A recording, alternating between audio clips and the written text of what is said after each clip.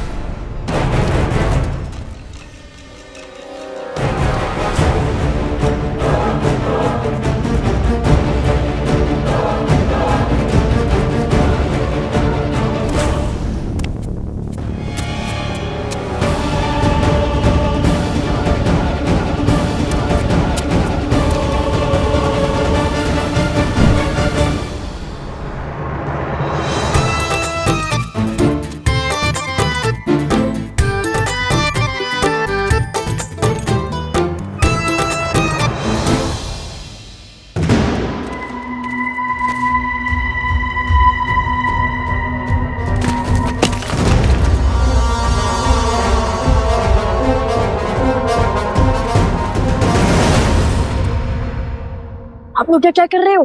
अरे शस्त्र आपके हाथ में कैसे? अश्रु के अस्त्र लेकर आए हो? कहीं पलड़ा तो नहीं बदले तुम लोगों ने? अरे नहीं, ये तो हम तुम्हारी सहायता के लिए लाए हैं। जिन असुरों को तुमने मारा था उनके हाथों से।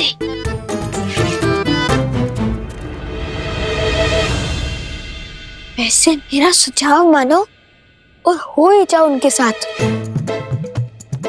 क्योंकि हम 2 हैं और वो 100, और हमारे पास तो तीर भी नहीं बचे। अब कैसे लड़ेंगे उन असुरों से? मैंने क्या कहा था कुश? शक्ति के साथ युक्ति लगानी होगी हमें।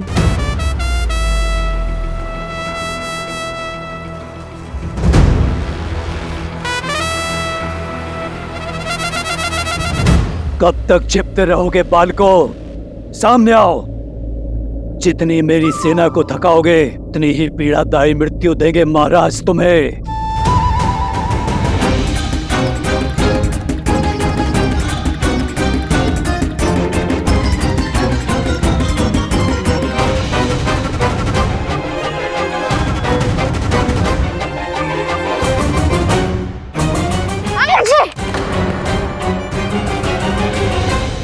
आक्रमण! भागो!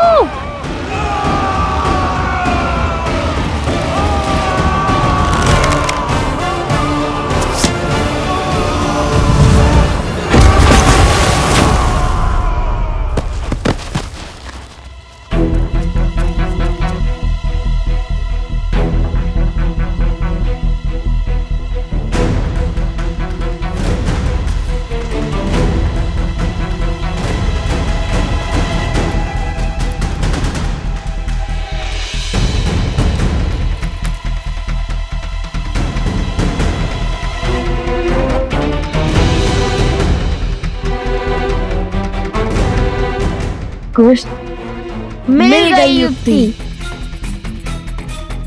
उन्हें फंसाने की। अरे एक एक करके बोलो ना।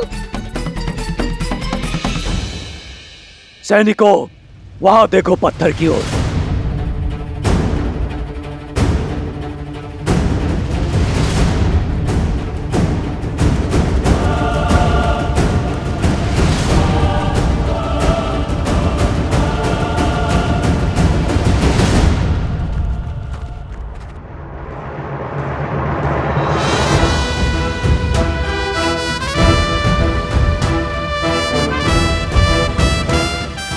आज तो इन्हीं के शस्त्र से इन्हें ही ध्वस्त करेंगे।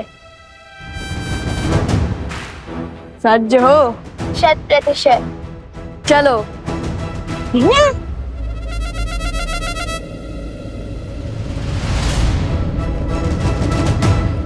युक्ति तो तुम्हारी अच्छी है, किंतु शक्ति मात दे गई।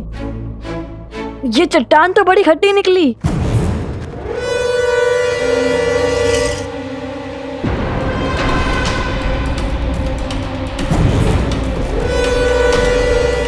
वहां उस चट्टान के पीछे जाओ।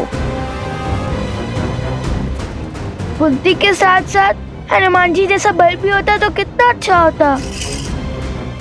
चट्टान को संजीवनी की भांति इनके ऊपर फेंक देते।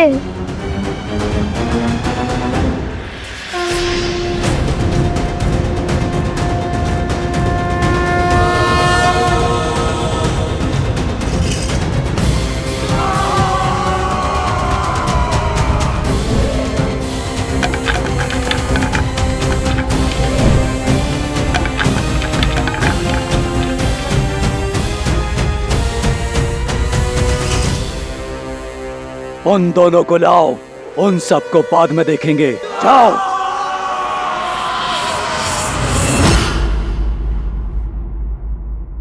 संजीवनी कुश, रोने धोने के माध्यम से ही सही, किंतु युक्ति बड़ी अच्छी देते हो तुम। यदि हमें चट्टान को अस्त्र बनाना है तो या तो हमें चट्टान से बलशाली होना होगा या तो चट्टान को हमसे कम भारी।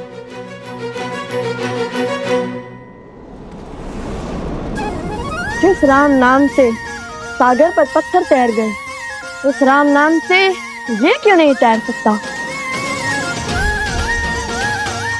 जैसे समुद्र देव ने राम सेतु बनाने के लिए श्री राम की सहायता की थी, वैसे हमारी माता को बचाने के लिए वायु देवी अवश्य हमारी सहायता करेंगी। अवश्य। जय श्री राम! जय श्री राम!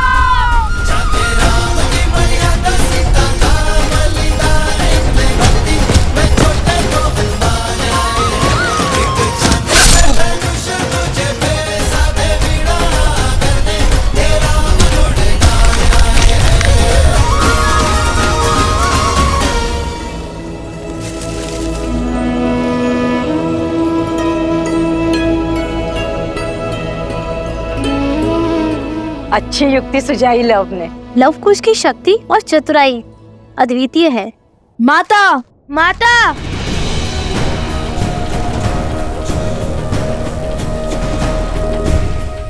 अपनी माता को खोज रहे हो, नहीं मिलेगी। जितना विलंब हमारी माता की सूचना में लगेगा, उतना ही इस भूमि पर हाहाकार मचेगा। एक भी असुरों को जीवित नहीं छोड़ेंगे वन देवी के पुत्र। तुम जैसे असुरों को तो रोज लड़ते हैं हम। चुटकियों में अंत कर देंगे तुम्हारा। दुस्साहसी,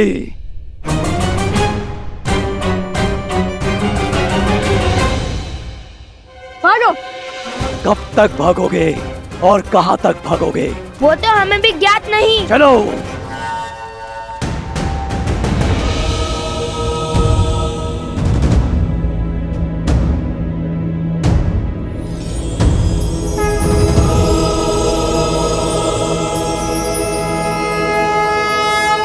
हम सज्ज हैं।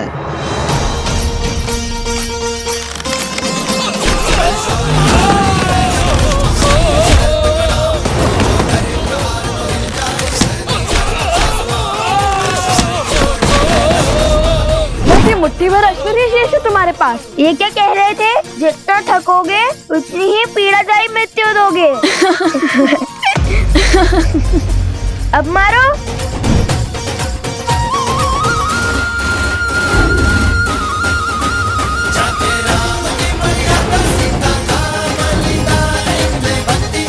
अब करो मेरी सेना का सामना।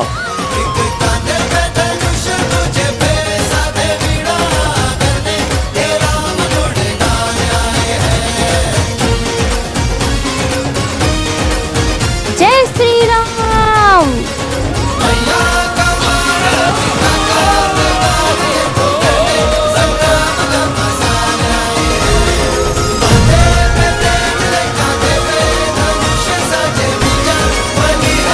भैया, अद्भुत युक्ति थी आपकी इन सबको एक साथ फंसाने की।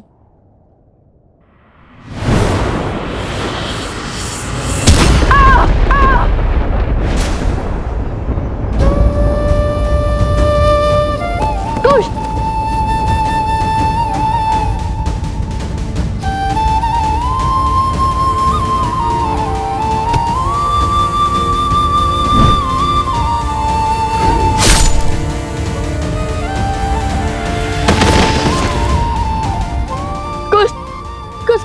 आंखें खोलो। कुश, क्या हुआ तुम्हें? कुछ आंखें खोलो। कुश, कुश आंखें खोलो। कुछ आंखें खोलो। कुश, आंखें खोलो। कुश, कुश।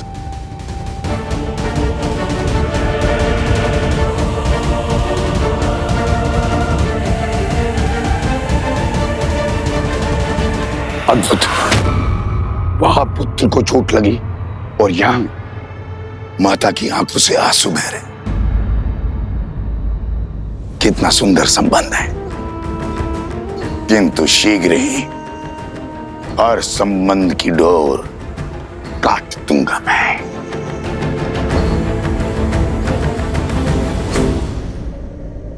नदी में जल नहीं है और बिना जल महाराज मकरासुर का बचना संभव है।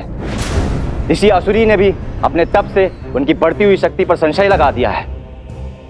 बांध को तोड़कर नदी को जल से भरना ही होगा। चलो मेरे साथ। रुको सेनापति, स्थिति को अपने हाथ में लेने का समय आ गया है। एक बालक तो मूर्छित हो गया है, अब घड़ी है दूसरे पर प्रहार करने की। दोनों को एक साथ हराना असंभव है, किंतु एक एक करके मारना संभव है। यदि तुमने मेरा कार्य किया तो जिस सत्ता का वचन मैंने तुम्हारे महाराज को दिया है वो तुम्हारी होगी। मेरी?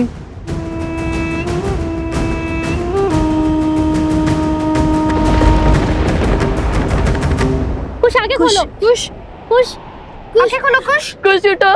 कुश,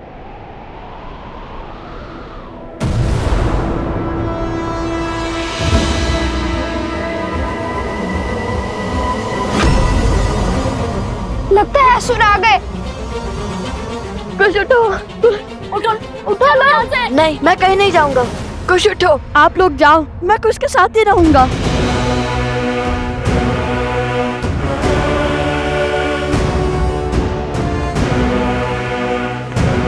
कुश, कुश उठो।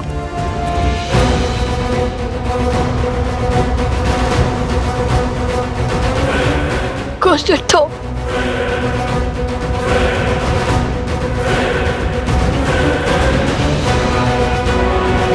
अब आएगा आनंद।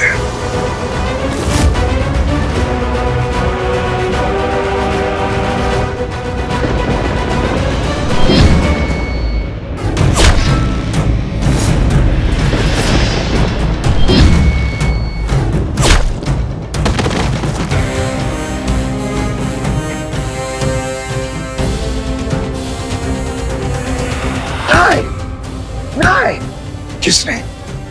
किसने सहायता की इनकी?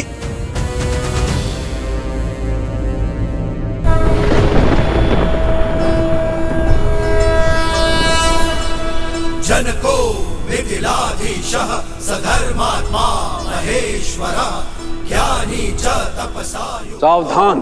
धीरः शौर्य समन्वितः दिव्य ज्ञान विभूषितः सिद्धि संपन्न एव च विदेहेष्वस दुर्लभो लोकेष्वपि सुदुर्लभः।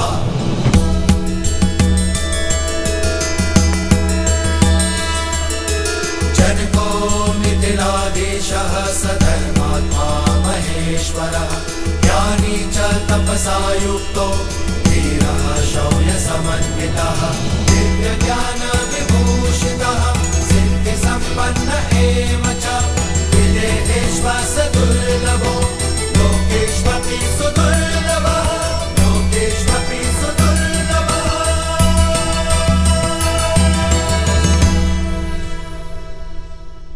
मकरासुर उठो।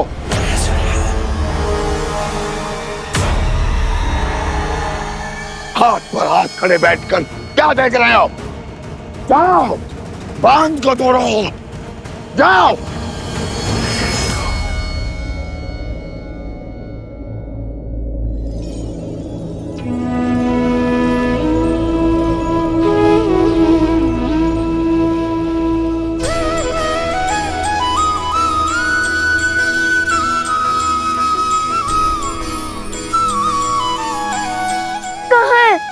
कहाँ है वो दुष्ट? मैं उसका अंत करने ही वाला था। क्यों उठाया मुझे? कुश, धन्यवाद भद्र। आपने मेरे छोटे भाई को जीवन दान दिया है। कौन है आप? मैं यहाँ पास के एक छोटे से राज्य का महाराज हूं, किंतु तुम दोनों बालक अत्यंत वीर और उत्कृष्ट योद्धा हो। तुम्हारे बल और तुम्हारी बुद्धि को देख मैं अत्यंत प्रभावित हुआ। कौन हो तुम दोनों? हम लव कुश हैं। लव और कुश? वन देवी के पुत्र और भगवान वाल्मीकि के शिष्य हैं हम। एक दुष्ट राक्षस मकरासुर ने हमारी माता को अपने पास बांध लिया है। बस अपनी माता और इस क्षेत्र को उस राक्षस के बंधन से छुड़ाने का प्रयास कर रहे हैं हम।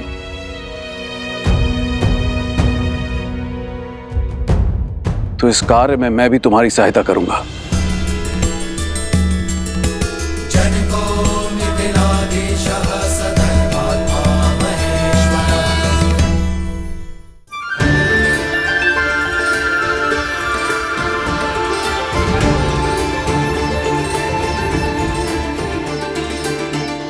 राम!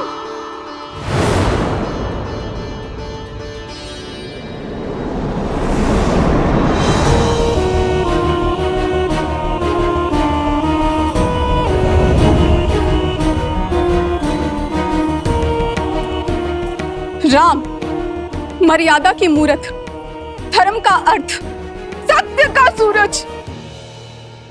क्या यही है तुम्हारी मर्यादा? क्या यही है तुम्हारा सत्य, तुम्हारा धर्म? तुम्हारे सेवक इस वानर ने छला है मुझे। तुमने छला है मुझे। अब मैं संसार को दिखाऊंगी कि कितने बड़े झूठे, छलिए और अधर्मी हो तुम।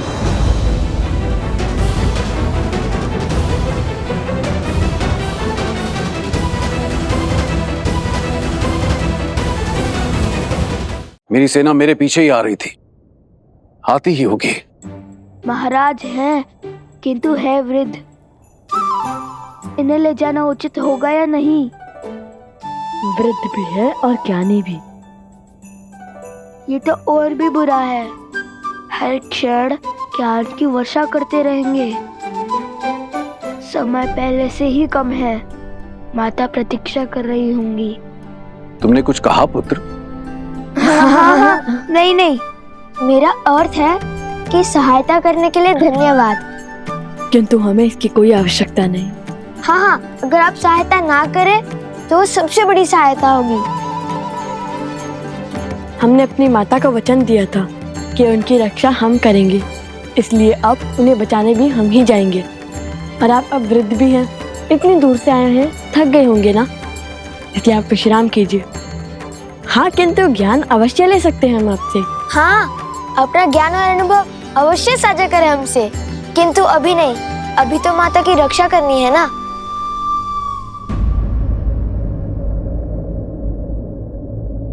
तुम दोनों मेरे नवासों के आयु के हो पुत्र, किंतु तुम्हारा ज्ञान और तुम्हारे संस्कार तुम दोनों को एक साधु और शासक का अद्भुत संगम बनाता है। चलो, मैं तुम दोनों की किसी और रूप में सहायता कर देता हूं।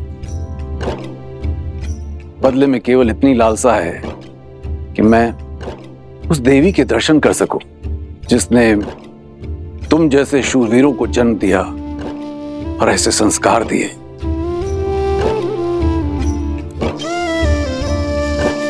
अवश्य। किंतु तुम दोनों ने अपने पिता का परिचय नहीं दिया।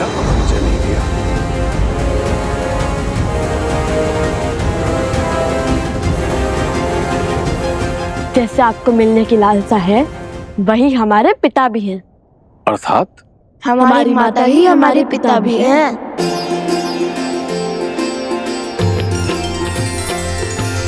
राम सिया राम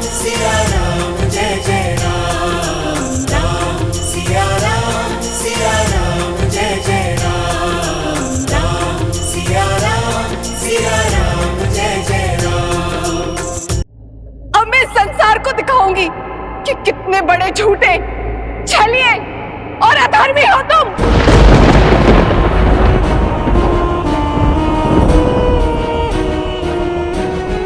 मैं आपकी पीड़ा समझता हूं देवी,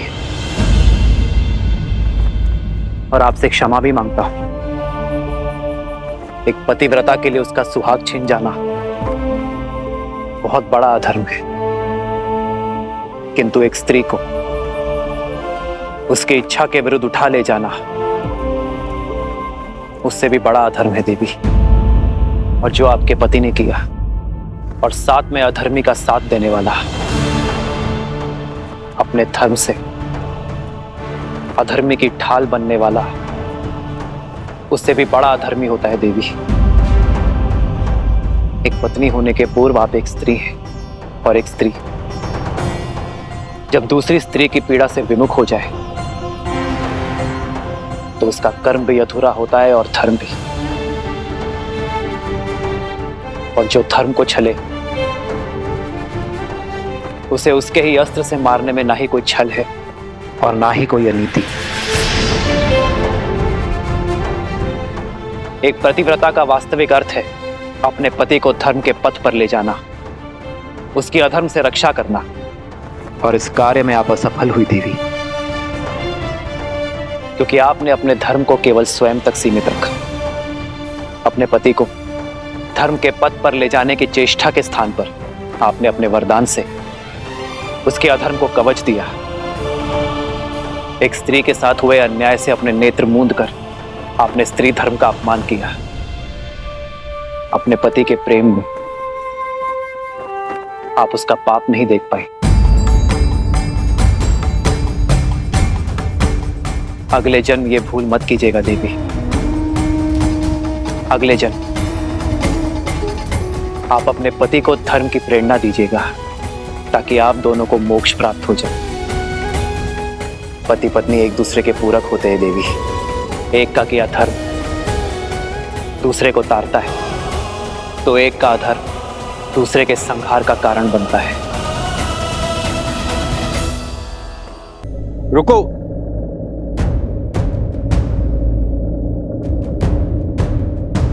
रुकने का समय नहीं है भद्र, हमें शीघ्रता दिखानी होगी।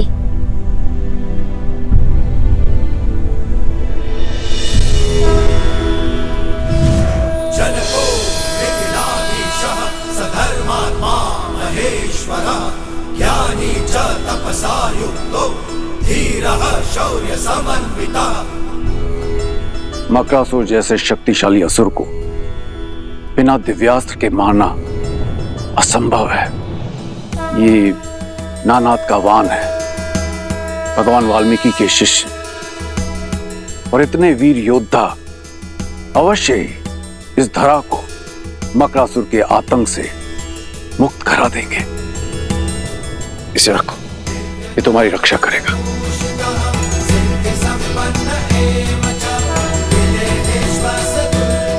विजयी भव।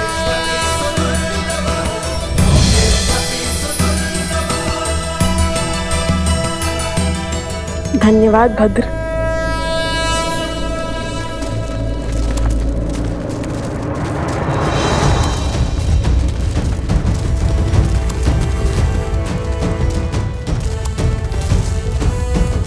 ये कौन है?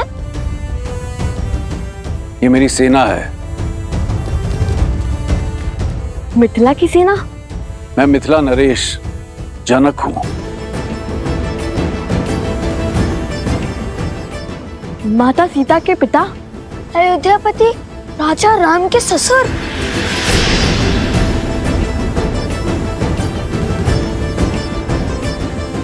कितना अद्भुत संयोग है। यहाँ आने के मार्ग में अयोध्या का ध्वज दिखा और अब मिथिला नरेश स्वयं प्रकट हो गए।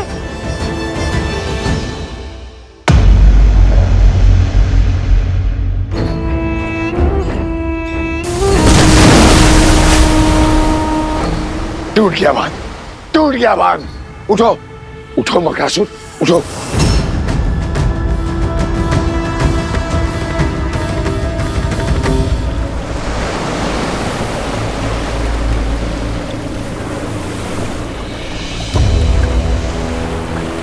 चल। लगता है हमारा बांध टूट गया है। शीघ्र चलो कुश। निश्चिंत रहो, बांध तोड़ने वालों को मेरी सेना परास्त कर देगी। तो अपनी माता की रक्षा करो। जाओ। धन्यवाद महाराज। आप यहीं प्रतीक्षा कीजिए, हम अभी आते हैं। तुम वीरों की माता से मिले बिना मैं कहीं नहीं जाऊंगा। अवश्य।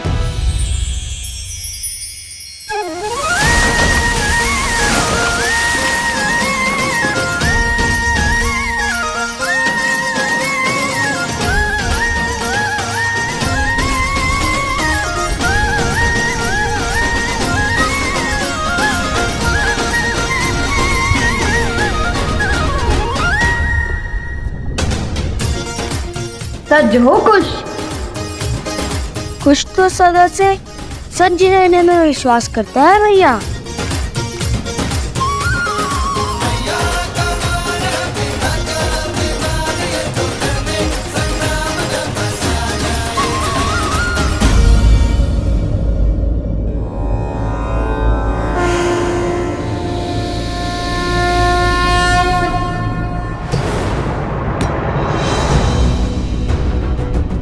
वो दोनों इसी दौर आ रहे हैं मकरासुर। समय कम है, शीघ्र अतिशीघ्र सीता का तप तोड़ना होगा। जल प्रवाह के साथ तुम्हारी शक्तियां भी लौट आई है। यदि उसका तप पूरा हुआ तो धर्म का पलड़ा भारी हो जाएगा। तुम्हारा और हमारा अधर्म अपना तेज खो देगा। फल्गु नदी पुनः शुद्ध हो जाएगी। अब तक तो समझ ही गए होंगे ना कि सीता कोई साधारण स्त्री नहीं है। साधारण हो या असाधारण, मैं इस पर अपनी शक्ति व्यर्थ नहीं करने वाला। आने दो सीता के पुत्रों को।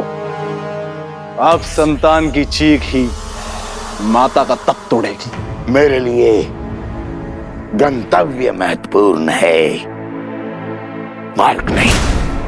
परंतु स्मरण रखना, अहंकार और आवश्यकता से अधिक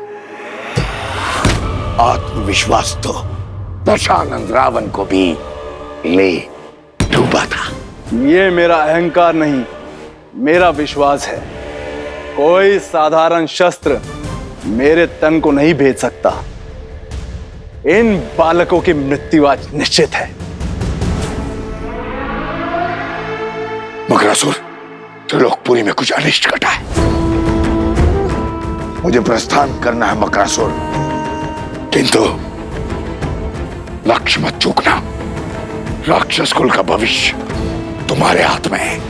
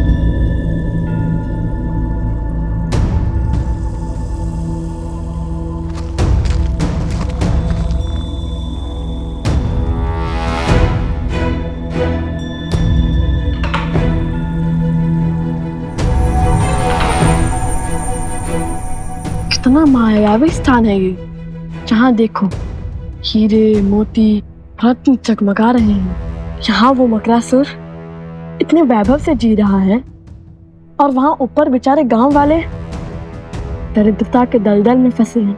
नीचे वाले भी धनवान हैं, बुद्धिमान नहीं। इतनी सरलता से महल का मार्ग खोज लिया हमने। आज इसके हर पाप का अंत करेंगे हम। देवी फल्गु को उनकी शुद्धता लौटाएंगे हम। बुद्धिहीन को तो फिर भी क्षमा किया जा सकता है, किंतु उसके साथ साथ अधर्म और अहंकार को भी। मुझे तो रावण पुत्र अक्षय कुमार का स्मरण हो गया। हमारी भांति हनुमान जी को भी उस अधर्मी का अंत करना पड़ा। आज तो नहीं छोड़ेंगे उस दुष्ट राक्षस को।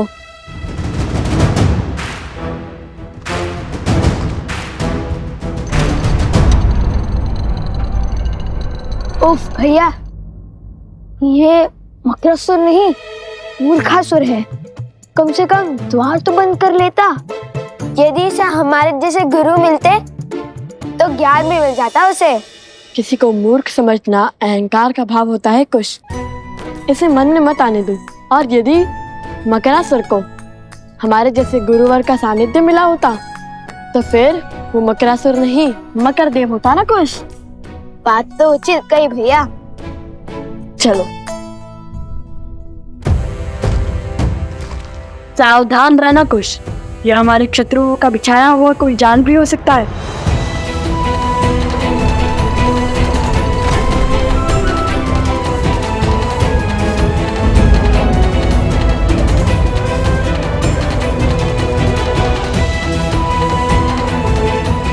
माता,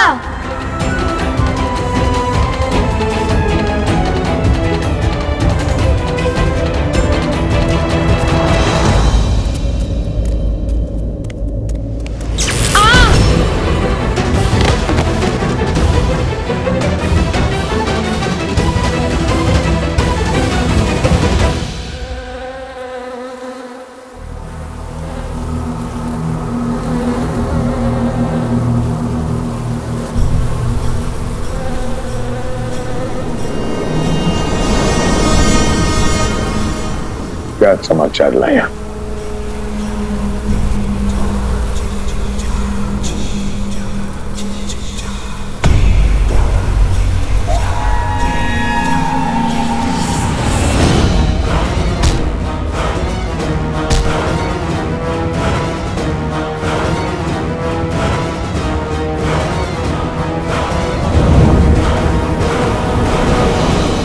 चंद्रबाबू,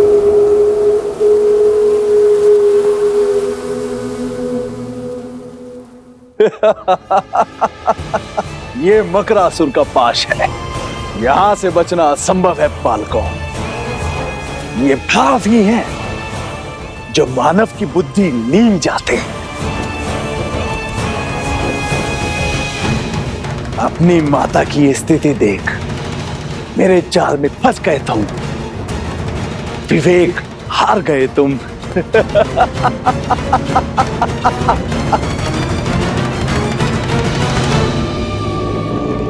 अब बताओ मूर्ख कौन है, मैं या तुम?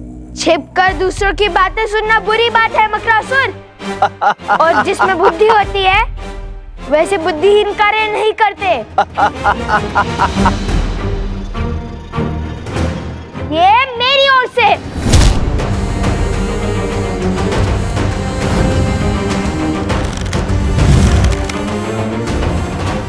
मूर्ख तुम हो क्योंकि तुमने अधर्म का मार्ग चुना है। यदि बुद्धिमान होते तो अधर्म का मार्ग नहीं श्री राम का नाम चुनते।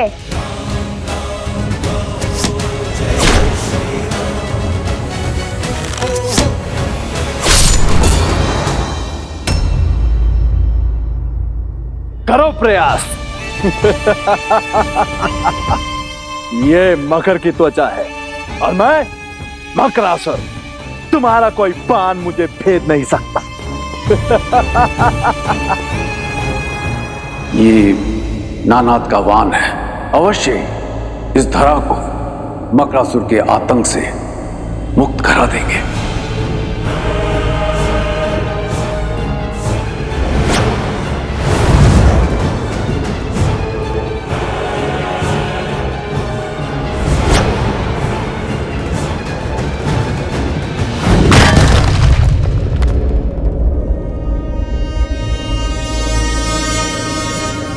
दिव्यास्त्र खोजो कुछ यहीं कहीं होगा। पता नहीं कहाँ होगा। सत्य कहते हैं लोग, सावधानी हटी दुर्घटना घटी।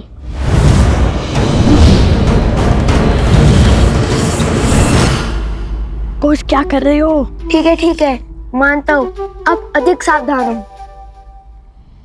भिक्षा मांगो, पग पड़ो मेरे।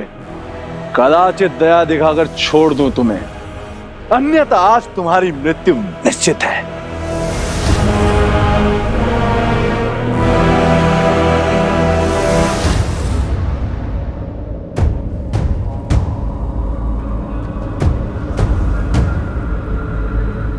समय तो बीतता जा रहा है।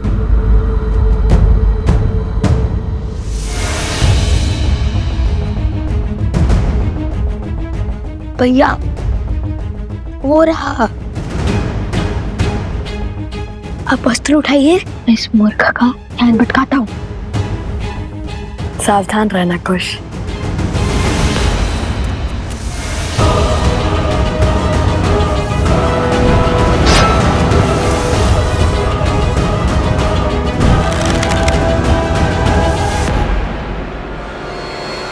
सावधान मकरासुर।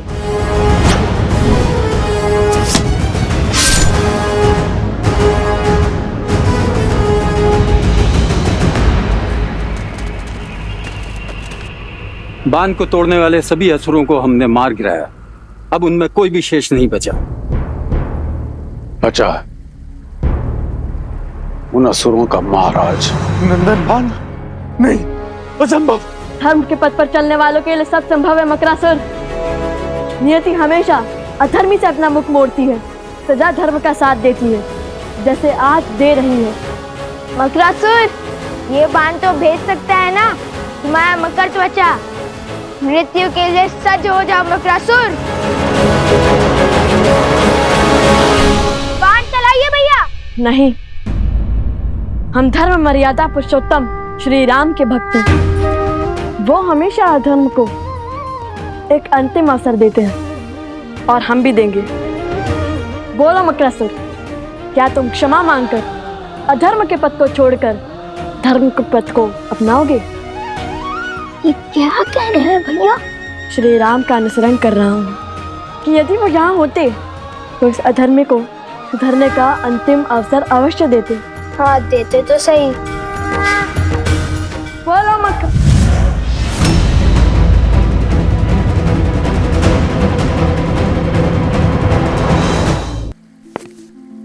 बड़े से बड़े युद्धों में भी धीरज रखने वाले महाराज जनक आज इतने अधीर क्यों? उसका उत्तर तो मैं भी खोज रहा हूं।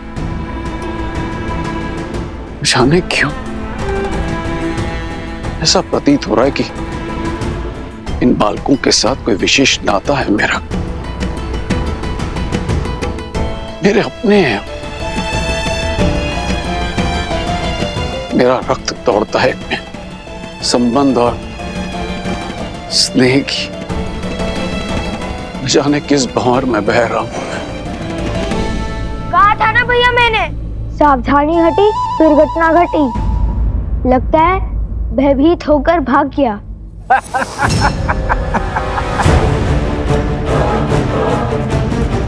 देख क्या रहे हो? चलाओ बाण, मारो मुझे। ये दिव्य अस्त्र अबीद है ना, तो मुझसे पहले इसे तुम्हारी माता के तन को छलनी करना होगा। दुष्ट! देखा भैया, दे दिए ना अवसर। अब साधिए लक्ष्य।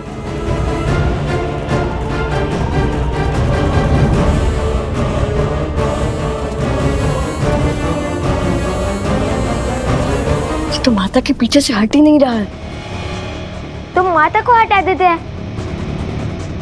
हटिए माता।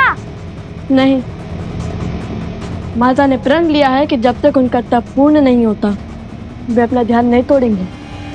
उन्हें तो इस स्थिति का आभास तक नहीं होगा।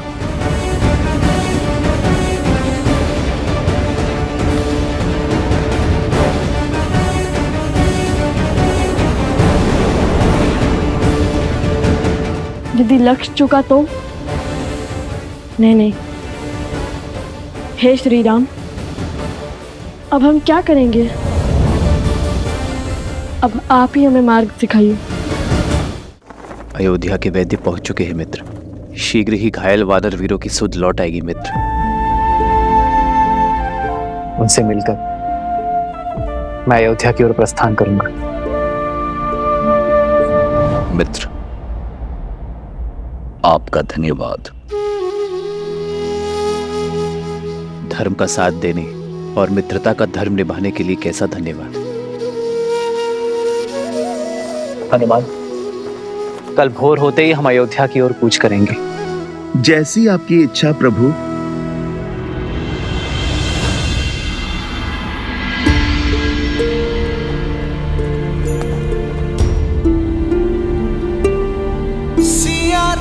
अयोध्या पहुंचते ही मैं राज्य का सारा भार भरत को सौंप दूंगा। फिर अपने महाराज की आज्ञा और धर्म की बेड़ियों से बंधा भरत अपनी पत्नी के साथ राष्ट्र की उन्नति के लिए अश्वमेध यज्ञ करवाएगा। मैं राजभार से मुक्त होकर अपनी सीता को खोजूंगा।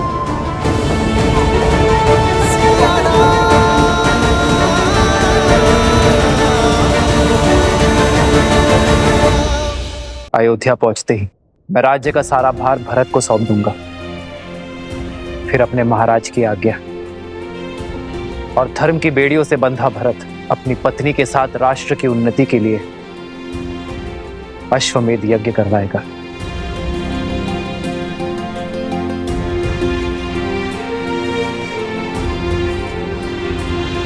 इस भक्त ने जीवन भर अपने प्रभु की सेवा का वचन लिया है।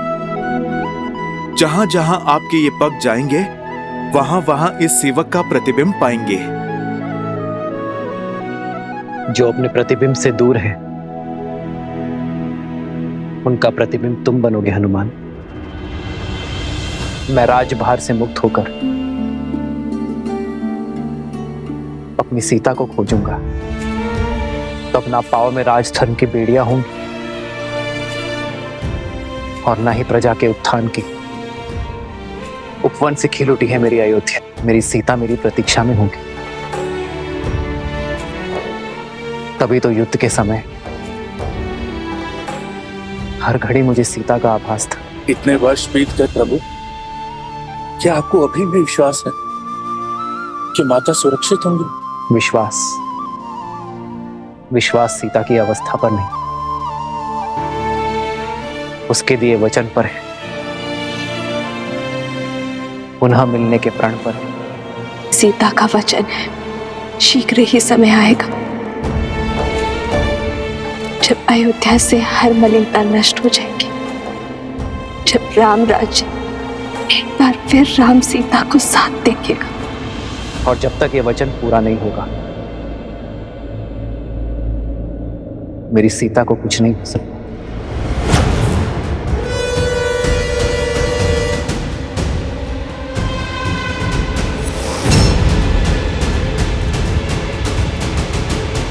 पकड़ो कुश। छोड़ो मुझे, छोड़ो, मारो भैया। छोड़ो, छोड़ो मुझे, छोड़ो। कुश।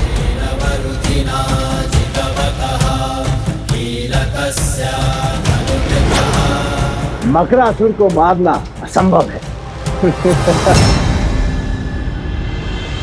मैं इक्ष्वाकु वंशज सूर्यवंशी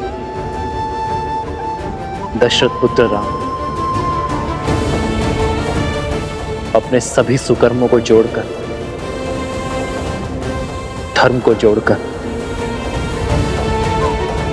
ये प्रार्थना करता हूं मेरी सीता और मेरी संतान की सुरक्षा करें। काय का मकरासुर देख रहे हैं भैया, कैसे हमारी माता के पीछे डूबे बैठा है ये केवल मूर्खासुर नहीं, कायरासुर भी है। कायरासुर उचित कहा कुछ। अरे इससे साहसी तो वो बैल था, इतनी श्रद्धा से लड़ा वो हमसे। अरे उसको पकड़ना तो कितना कठिन हो चुका था। भैया आप उस बैल को छोड़िए, मुझे तो उससे ज्यादा वीर वो गधे लगते हैं जिन्हें हमें वन में तोड़े थे। मूर्ख बालकों, मुझ जैसे शूरवीर को एक निर्जीव मटके से तोड़ रहे हो। नहीं छोड़ूंगा, नहीं छोड़ूंगा तुम्हें। सुना है कि जल में इसकी शक्ति चरम पर होती है। जल में ऐसी वीरता है तो जल के बाहर कैसी वीरता होगी। अहंकारी, अबोध बालकों, अब एक शब्द और कहा तो प्राण ले लूंगा तुम्हारे। अरे मकरासुर की वीरता तुम क्या जानो?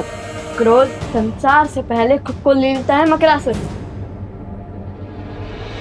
बाण चलाइए भैया। अरे किंतु इस दिव्यास्त्र का दिव्य मंत्र तो हमें उन्होंने बताया ही नहीं। हे नारायण, मैंने उन बालकों को दिव्यास्त्र तो दिया, किंतु उसका महामंत्र तो दिया ही नहीं। ये कैसा अनर्थ हो गया मुझसे। यदि वो बालक नहीं लौटे तो मैं स्वयं को कभी क्षमा नहीं कर पाऊंगा। उन्हें लौटना ही होगा,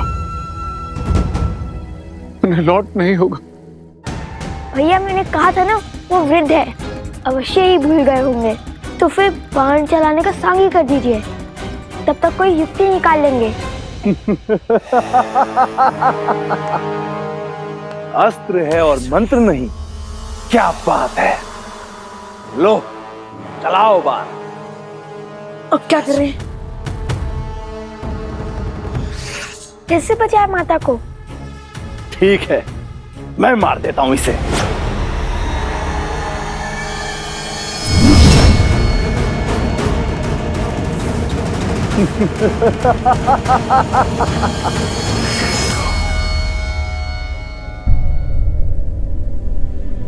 वृक्ष पे बस हरा पत्ता बचा है।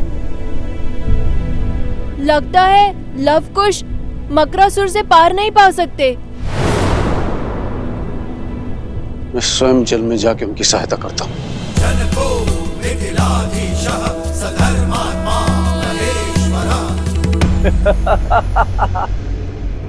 शत्रु का संहार केवल अस्त्र से नहीं, उसके साथ बोले जाने वाले दिव्य मंत्र से होता है। क्या तुम्हारे पिता ने तभी नहीं सिखाया तुम्हें?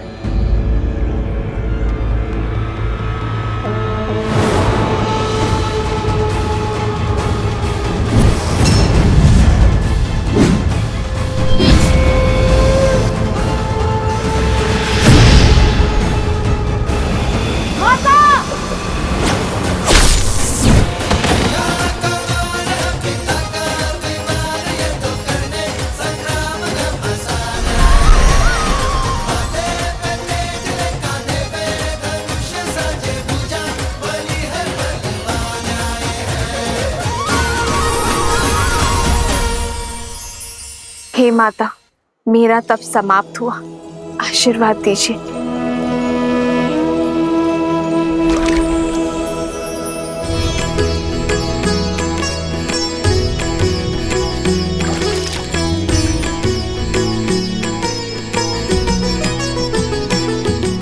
हो लव कुश बल अतुलित बड़े भाई, धीर लव कुश माता, माता।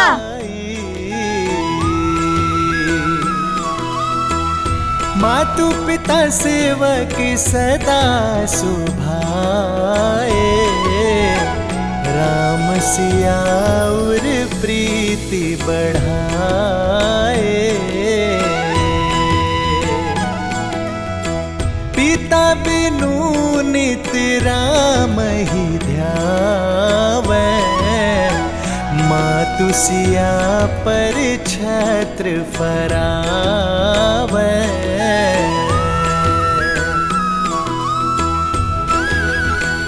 वृक्ष फिर से हरा हो गया, अर्थात लवकुश की विजय हुई। वन देवी की, वन देवी की।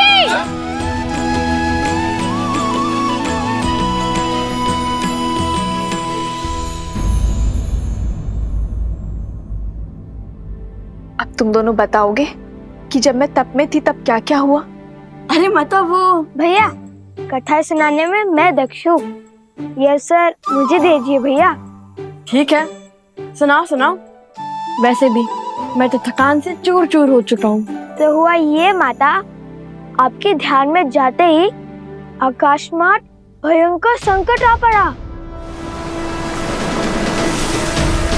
और वैसे भी आपके पुत्र तो भगवान वाल्मीकि के शिष्य हैं, वो थोड़ी ना संकट से घबराते हैं।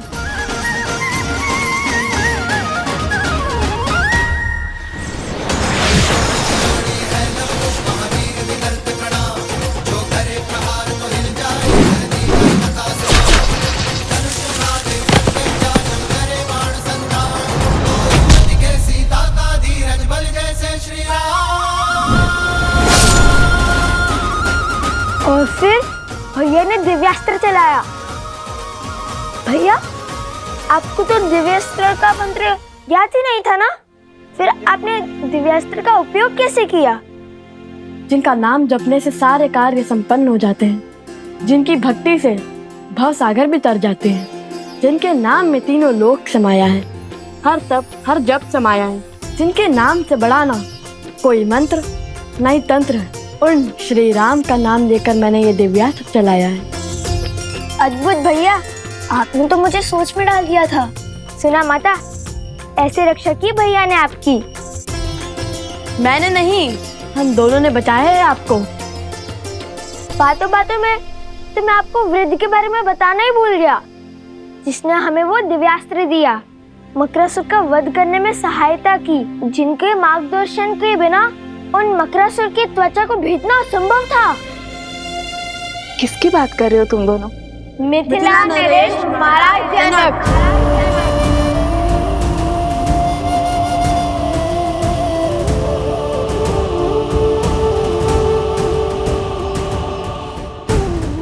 वो तो हमारे साथ भी आना चाहते थे, किंतु मैंने मना कर दिया।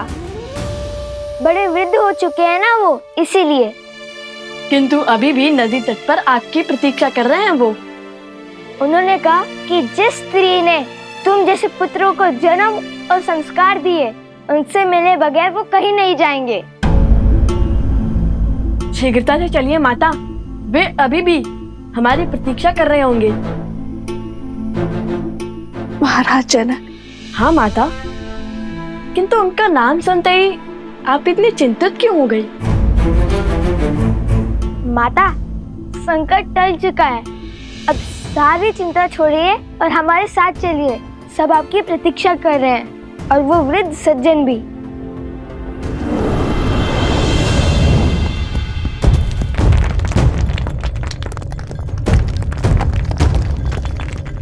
ये क्या हो रहा है?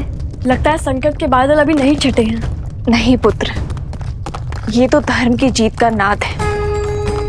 पाप के अंत के साथ पाप की सत्ता का भी तो अंत होना चाहिए ना। किंतु माता फल्गु हमें निकलने तो देती। लव, कुश, तुम दोनों किस ओर से आए थे? चलो।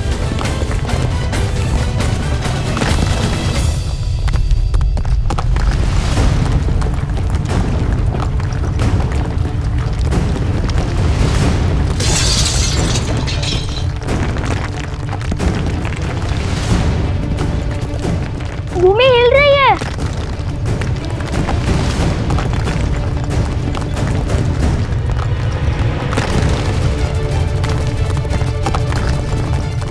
मारे गए।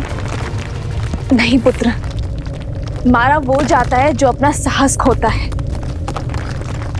हम लोग पूरी आशा के साथ आगे बढ़ेंगे।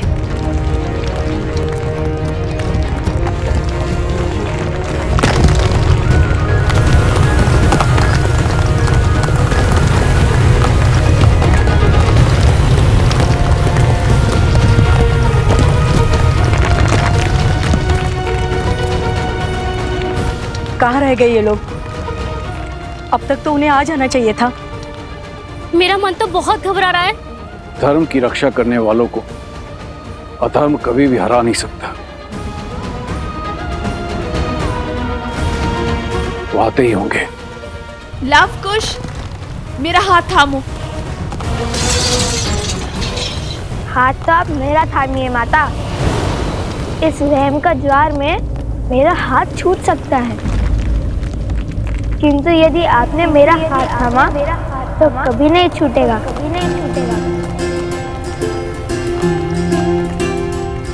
माता, आप कुछ का हाथ थामिए और मैं आपका हाथ पकड़ता हूँ।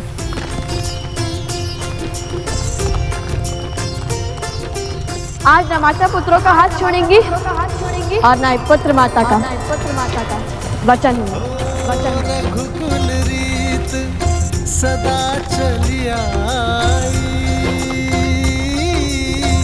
प्राण जाए पर वचन न जाई।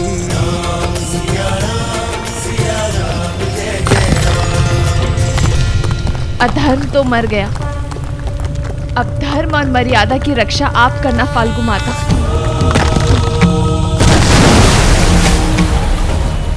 वन देवी, लव, कुश, कहाँ हो सब? लव, कुश, कुश, लव। उस दुष्ट असुर का महल तो ध्वस्त हो रहा है।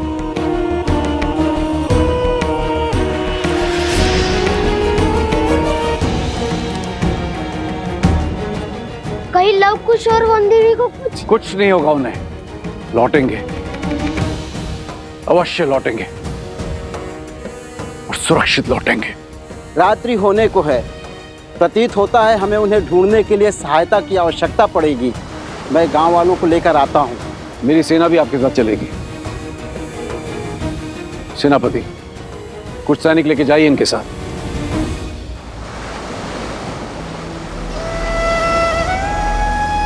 हे नारायण, रक्षा कर।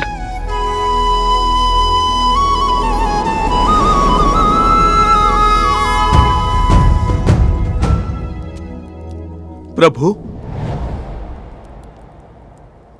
हनुमान, कहो कैसे आना हुआ? प्रभु को कर्तव्य में उलझे देखा तो चला आया ये सेवक सेवा करने। कर्तव्य का भार उतारने की ही तैयारी कर रहा हूं हनुमान।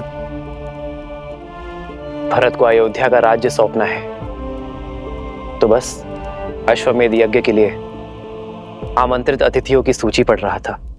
कर्तव्य और दायित्व केवल बहाने हैं, सत्य तो केवल एक ही है।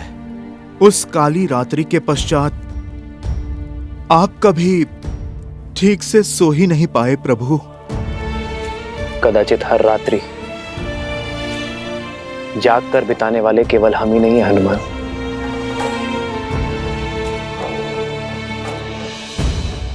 महाराज जनक,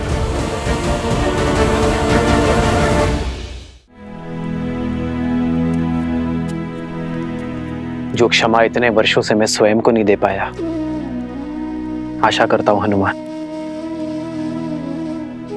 कि मेरी सीता के माता पिता वो क्षमा मुझे दे पाए।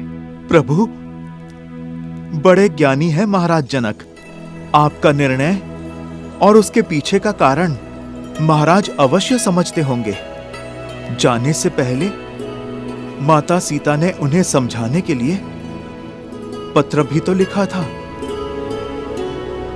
जानता हूं हनुमान, सीता के समझाने पर वे अवश्य समझे होंगे, किंतु संसार में ऐसा कोई जीव नहीं जो अपने जीवन से पौत्र या नवासे का सुख खोकर दुख नहीं मनाएगा।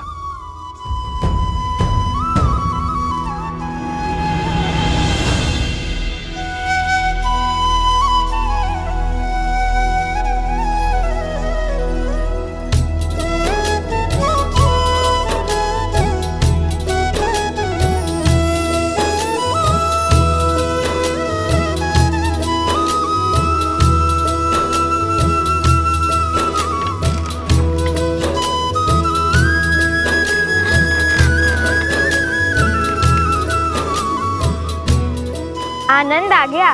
क्या यात्रा थी। लगा मानो देवी फाल्गु ने गोद में उठाकर प्रेम भरा झूला झुलाया हो।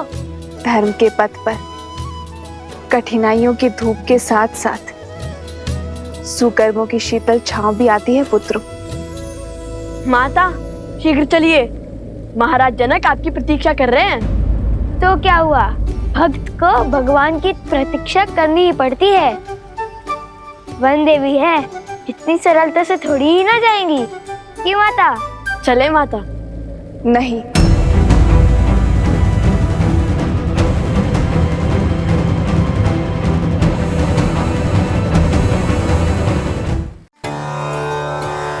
मेरा अर्थ है कि फाल्गु माता ने हमारी इतनी सहायता की, हमें सुरक्षा दी, तो मैं उनके दर्शन कर उन्हें धन्यवाद देना चाहती हूँ। बात तो उचित है। ठीक है कुश, तुम यही रुककर माता की रक्षा करो, मैं महाराज जनक को यहाँ लेके आता हूँ। उसकी कोई आवश्यकता नहीं है लव। किसकी आवश्यकता नहीं है? महाराज को लाने की। तुम्हारे यहाँ रुकने के। तुम दोनों जाओ। और वैसे भी अब तो यहाँ किसी असुर का भी भय नहीं है। मैं एकांत में पूजा करना चाहती हूँ। जैसी आपकी आज्ञा। रुको, मिथिला के महाराज से इस दशा में मिलोगे? तनिक अपने केश तो संभाल लो।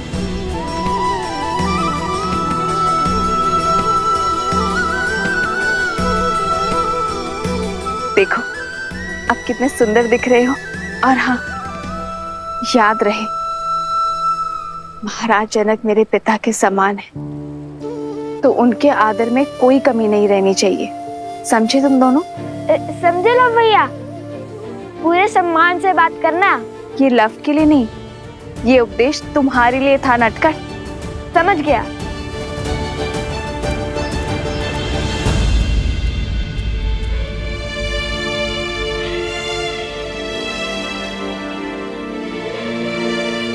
ये कैसे दुविधा में डाल दिया महादेव। शीघ्र ही लवकुश पिताश्री को यहाँ ले आएंगे, और यदि उन्होंने मुझे यहाँ ऐसे देख लिया तो नहीं। जब तक मेरे पुत्र को उनका नाम अयोध्या में उन्हें सम्मान नहीं मिल जाता, तब तक मैं अपना सत्य किसी को नहीं बता सकती। किसी को भी नहीं।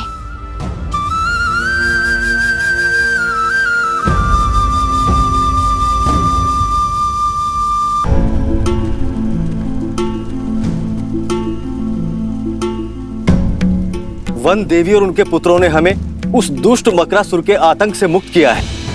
हमें उनकी विजय ने दूसरा जीवन दान दिया है। हमें भी थोड़ी सहायता करने का अवसर प्रदान कीजिए महाराज। धर्म का मार्ग तो सबके लिए खुला है। सेनापति जी, हमारी सेना की एक टुकड़ी को कहिए कि इस क्षेत्र में चारों ओर फैल जाए। मुझे किसी भी मूल्य में दोनों बालक और वन देवी चाहिए। और हमारी सेना की एक टुकड़ी जल के भीतर भी जाएगी, जिसका नेतृत्व हम स्वयं करेंगे।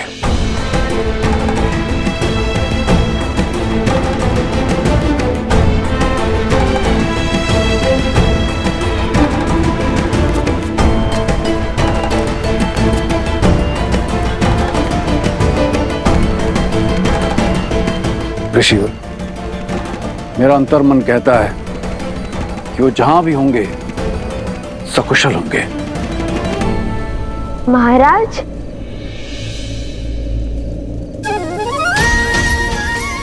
महाराज, हम भी कुशल हैं और हमारी माता भी।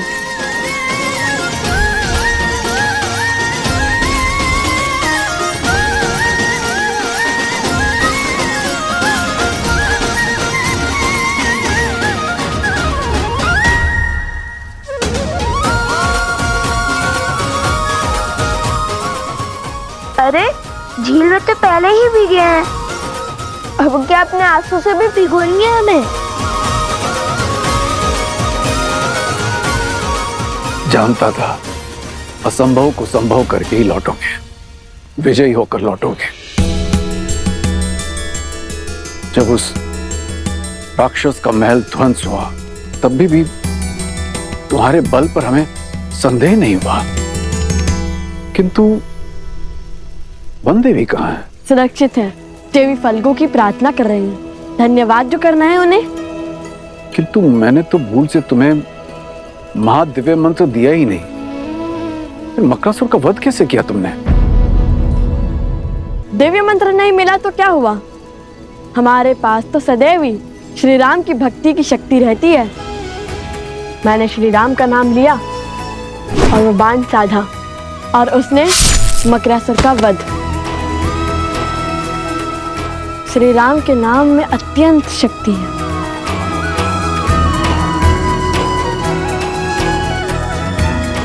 वही शक्ति जो हनुमान जी को राम नाम से मिलती है। ऐसा प्रतीत हो रहा है कि तुम दोनों राम और राम कथा के प्रशंसक हो। भक्त हो उनके। पूरी कथा सुनी है या? सुनी है महाराज, हमें राम कथा का एक एक शब्द कंठस्थ है। हमसे बड़ा राम भक्त इस संसार में कोई दूसरा नहीं है।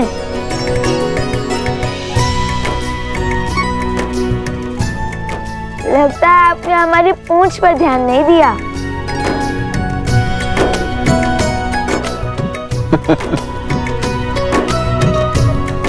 अर्थात सीधा प्रतिस्पर्धा हनुमान जी से है ना?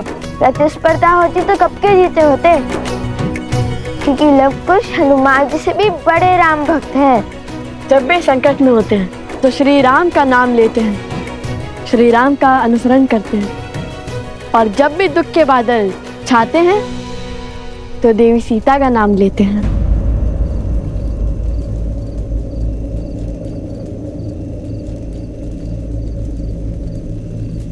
सीता?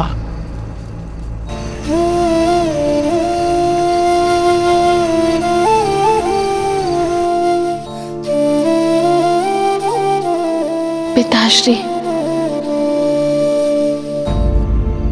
समझ गया, पुत्री की स्मृति में दुखी हो गए। माता कहती है कि पुत्री पिता का घर छोड़ पति का संसार बसाती है, इसलिए पिता की प्रिय होती है। किंतु आपकी पुत्री तो पूरी अयोध्या की प्रिय बन गई, श्री राम की अर्धांगिनी बन गई। भला आपको कैसा दुख, कैसी चिंता? आप चिंतित ना हो महाराज, हम शीघ्र ही अयोध्या जाकर श्री राम और देवी सीता को आपकी कुशलता का क्षम पहुंचाएंगे। अयोध्या? हाँ अयोध्या, आपकी पुत्री का राज्य, उनका घर, जहाँ वो श्री राम के साथ सुख से रहती हैं।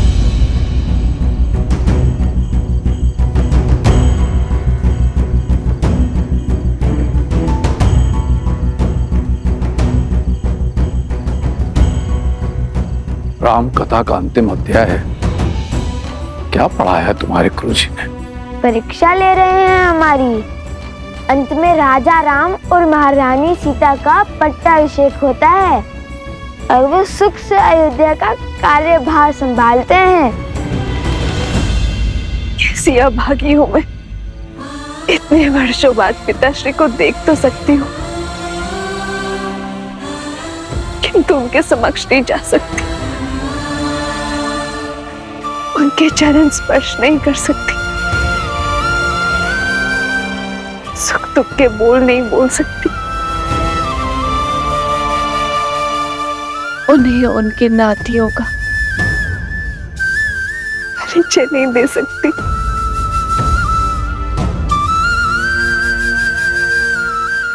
हे प्रभु, कैसा धर्म संकट है ये।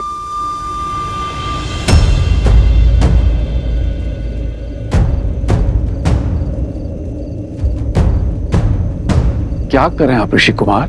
हमारी माता ने कहा कि आप उनके पिता समान हैं, तो आप हमारे नाना हुए, और नातियों का उनके नाना से आशीर्वाद लेना उनका धर्म भी है और अधिकार भी। मुझे क्षमा करना पिताश्री, मैंने आपसे अपने नातियों के साथ खेलने का सुख, उनके बालपन में अपनी संतान का बालपन जीने का सुख, उन्हें कथाएं सुनाने का सुख, उनके मुख से नाना शब्द सुनने का सुख सब छीन लिया।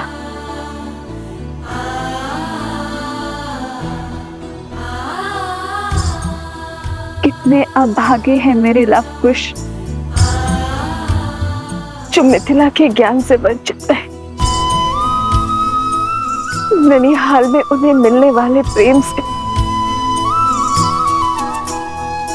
दूर रह गए मेरे लव कुश। अब तो साक्षात देवी सीता के पिता और श्री राम के ससुर हैं। हमें शीघ्र ही उनसे भेंट करने का आशीर्वाद दे दीजिए ना। आशीर्वाद के लोभ से प्रणाम? हाँ हाँ जानता हूँ, लोग से प्रणाम करना बुरी बात होती है।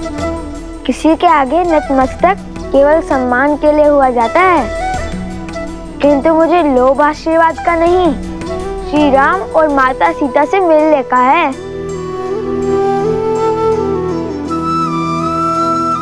ईश्वर सदैव तुम्हारे हृदय को भोलेपन से भरा रखे।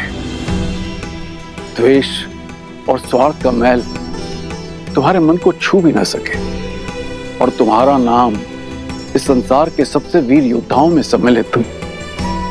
बिल्कुल तुम्हारे प्रभु, तुम्हारे आदर्श श्री राम की तरह, और तुम्हें शीघ्र ही उनसे मिलने का सौभाग्य प्राप्त हो। धन्यवाद महाराज। धन्यवाद महाराज। वनवास हो या रावण का पाश, आज तक ईश्वर ने मुझे जो भी दिया मैंने उसे नियति समझकर स्वीकारा। कभी कोई उल्हाना या कभी कुछ नहीं मांगा मैंने, किंतु फाल्गु देवी आज मैं आपसे मांगती हूँ, यदि मैंने आपकी तपस्या सिद्ध की है तो बिना अपने पिता के समक्ष आए उनके चरण छू पाने का सुख दे दीजिए मुझे। दे दीजिए माता।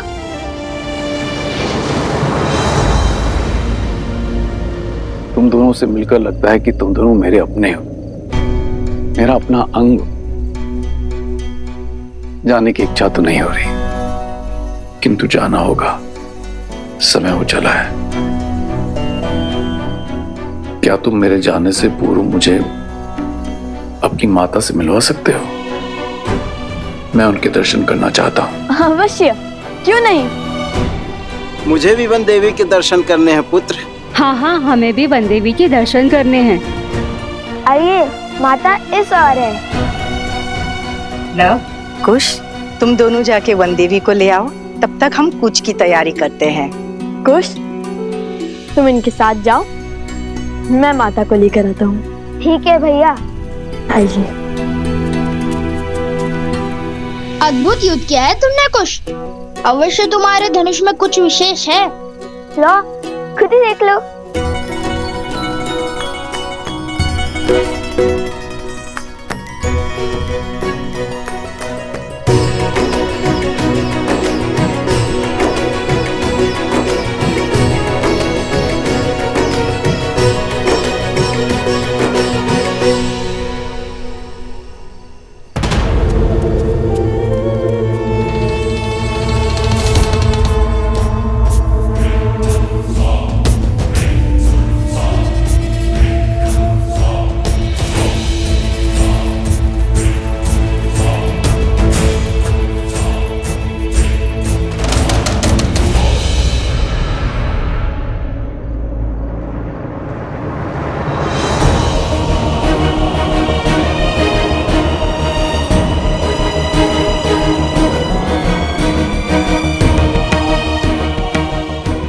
मेरी विनती सुनिए फाल्गु माता, मेरी विनती सुनिए। सोमकरण, सोमकरण।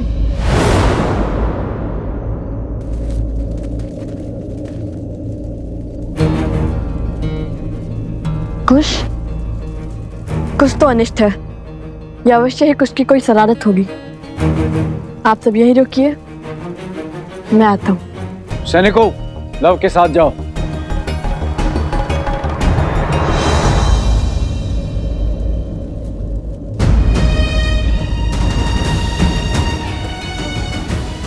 मेरी प्रार्थना स्वीकारिए माँ, मेरी प्रार्थना स्वीकारिए।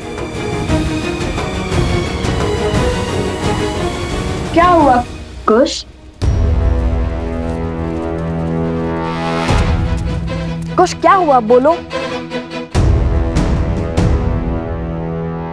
कुछ बोलो भी। सोमकरण। क्या हुआ गुरु माँ? वो राक्षस सोमकरण को ले गया उस और मुझे जटुकरण ने अपने प्रश्न में उलझा रखा था। मैं धनुष भी उसके पास था। पता नहीं कब वो असुर आया और फिर हमने सोमकरण की चीख सुनी। जो भी हुआ ठीक है, किंतु अब शीघ्र हमें उन्हें पकड़ना होगा। चलो कुश। तुम दोनों पहले से चोटिल हो, हम उसे ले आएंगे। नहीं, वो हमारा मित्र है और उसे बचाना भी हमें जाना ही होगा ना। चलो कुश।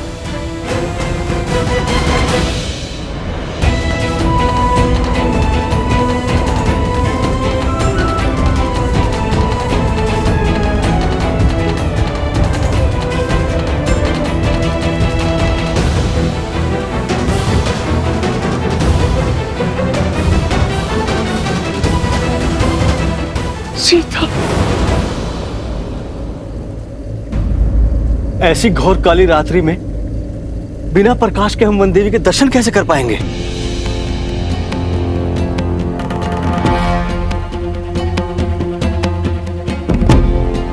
जाओ, वो दीप ले आओ।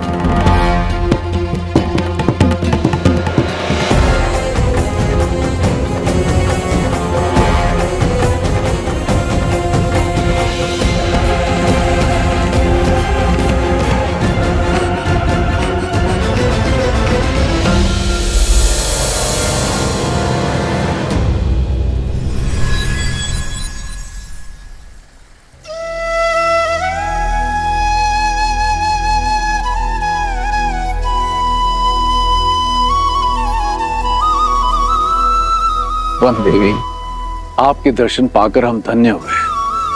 आपके पुत्रों को देखकर दो राजकुमारों का स्मरण हो आया, राम और लक्ष्मण। वर्षों पहले मिथिला पधारे थे। उनकी माता में भी एक परिचित मुख को देखने की आशा थी, किंतु आप तो उनसे भी अधिक अलौकिक हैं।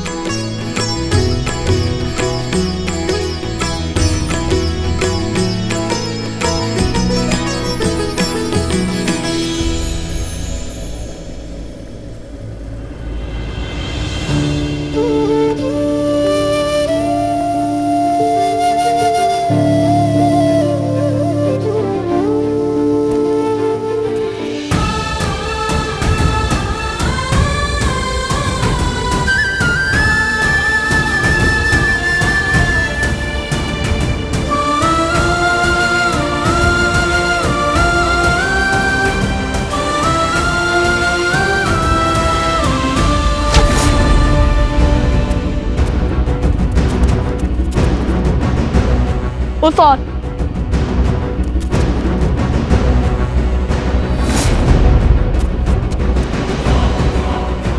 सोमकरण, वो रहा, शीघ्रता करो। रुको।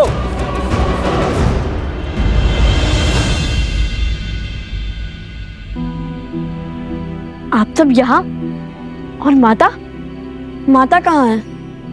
मैंने वन देवी के दर्शन पाने का सौभाग्य पा लिया है। वो अभी भी मौन धारण किए देवी फाल्गु की आराधना में लीन है। मेरी इच्छा पूर्ण करने के लिए, मुझे ये सुख देने के लिए धन्यवाद माता। ये मेरा नहीं, आपके सुकर्मों का, आपकी शुद्ध भक्ति का प्रताप है देवी सीता। मैं आपके तप से प्रसन्न हुई, परंतु अब मुझे आपके पुत्रों से कुछ चाहिए। मेरे पुत्रों से? क्या माता? ऋषिवर, आपने हमें क्यों रोका? सोमकर्ण के प्राण संकट में हैं। समय नहीं है हमारे पास। कुछ नहीं होगा तुम्हारे मित्र को, क्योंकि उस असुर को सोमकर्ण के नहीं, तुम्हारे प्राण चाहिए। अपने राजा मकरासुर की मृत्यु का प्रतिशोध चाहिए। तो क्या अपने प्राण बचाने के लिए अपने मित्र के प्राण दांव पर लगाएंगे हम? कदापि नहीं। उचित कहा भैया। वैसे भी जिस राजा को मार गिराया, उसके सेवक को तो यूं धराशायी कर देंगे हम। इसमें कोई संदेह नहीं है कि वो असुर तुम्हारे वीरता के समक्ष टिक पाए। इतने घमासान युद्ध के बाद भी तुम्हारा साहस देख अत्यंत प्रसन्नता हो रही है। ये मेरा सौभाग्य होता यदि मुझे तुम्हारे साथ युद्ध करने का अवसर मिलता। किंतु हमारे तो आपसे कोई पैर ही नहीं है, फिर आप क्या हमारे साथ युद्ध करना चाहते हैं? कुश, वे हमारे साथ असुरों से युद्ध करना चाहते हैं, हमारे विरुद्ध नहीं। ओह, परंतु आपकी आयु जानता हूं, वृद्ध हो चुका हूं, इसीलिए तुम्हें संकोच है। किंतु मैंने इस आयु तक जो अर्जित किया है उसकी सहायता अवश्य लेना।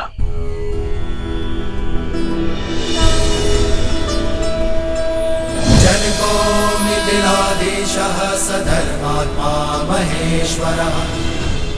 उपहार के रूप में मैं तुम्हें ये देना चाहता हूं, ये तुनीर जो स्वयं भगवान परशुराम ने मुझे दिया था। ये अक्षुत है, अर्थात इसके बाण कभी समाप्त नहीं होते और इनमें दिव्य शक्ति भी है। ये लो पुत्र। नहीं, किंतु ये आपको मिला आशीर्वाद है और ये आपने अर्जित किया है, इसे मैं नहीं ले सकता। परंतु सोमग्रहण को लौटा लाने में तुम्हारी सहायता करना मेरा धर्म है। क्या तुम मुझे मेरे धर्म से वंचित करोगे ऋषि कुमार?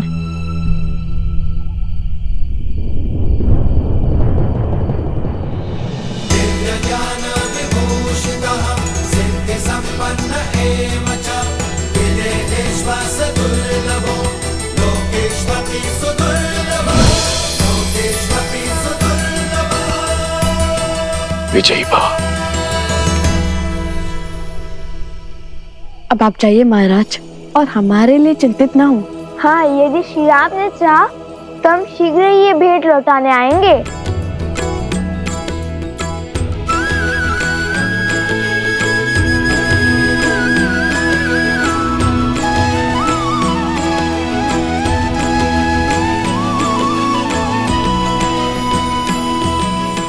चलो कुश, माता का आशीर्वाद लेकर हम सोमकरण को खोजने चलते हैं। अभी तुम्हारे कार्य शेष हैं। माता फल्गु तुमसे कुछ चाहती हैं। हमसे? हमसे क्या?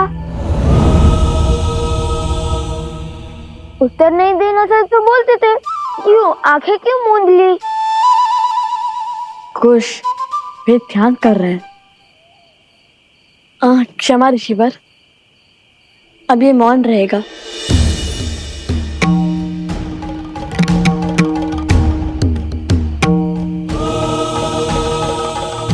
आदेश दे देवी, क्या करना है मेरे पुत्रों को?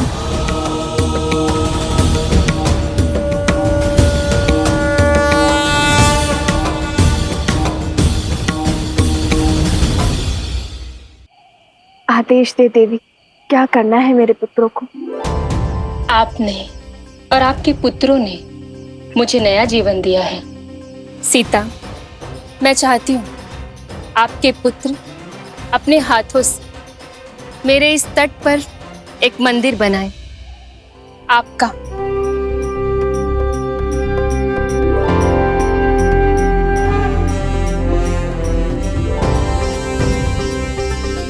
माता फल्गु चाहती हैं कि उनके तट पर वन देवी के मंदिर की स्थापना की जाए। क्या? क्या? और मंदिर का निर्माण करेंगे। लव कुश। वन देवी की, वन देवी की, वन देवी की, वन देवी की। वहाँ क्या हुआ?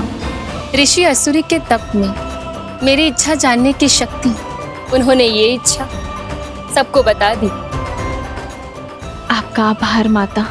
जो भी श्रद्धालु आपके मंदिर में आकर आपके दर्शन करेगा, उसे लव कुश जैसे ही संस्कारी पुत्रों की प्राप्ति हो।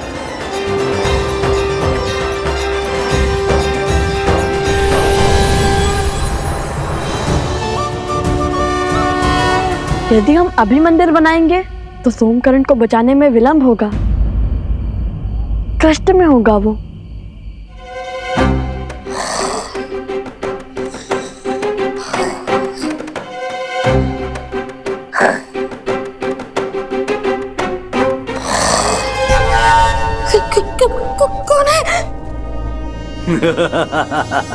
अपने ही खर्राटों से डर गए। कहने को तो तुम लोग लव और कुश के मित्र हो और इतने कायर। कितने सालों से भूखे हो, पूरी थाली चट कर गए। मैं ही मूर्ख हूं जो तुम्हारे हाथ में धनुष देख के तुम्हें कुश समझ बैठा था। मन तो करता है तुम्हें अभी खा जाऊं, किंतु रक्त केतु अपना उद्देश्य पूरा करने के लिए तुम्हारा उपयोग करना चाहता है। रक्त केतु? वो मायावी असुर जो रक्त बहने पर मरता नहीं है बल्कि अपना रक्त बढ़ाता जाता है। वो दूसरों के रक्त पर ही पलता है, उसके रक्त की एक एक बूंद चूस लेता है। तुम्हें लव कुश की शक्ति का बोध नहीं है? वो किसी भी स्थिति परिस्थिति से लड़कर मुझे खोज लेंगे। यही तो चाहता है रक्त केतु। लव और कुश उन तक पहुंचे, यहाँ आए।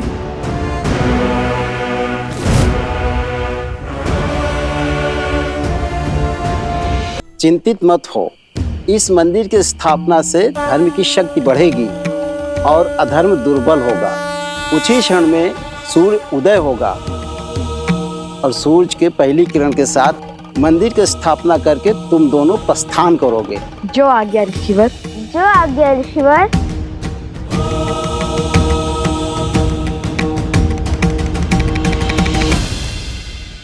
माता,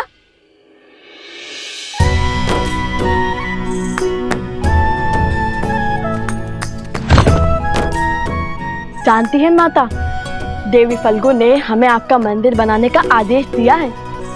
आदेश नहीं, सौभाग्य कहिए भैया।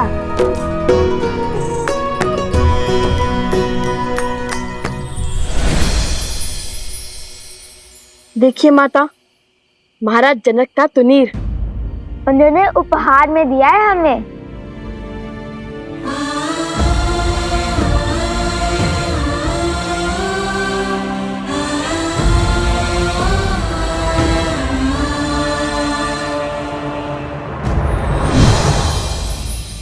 सोमकरण को लौटा लाने में हमारी सहायता के लिए भेंट दी है उन्होंने।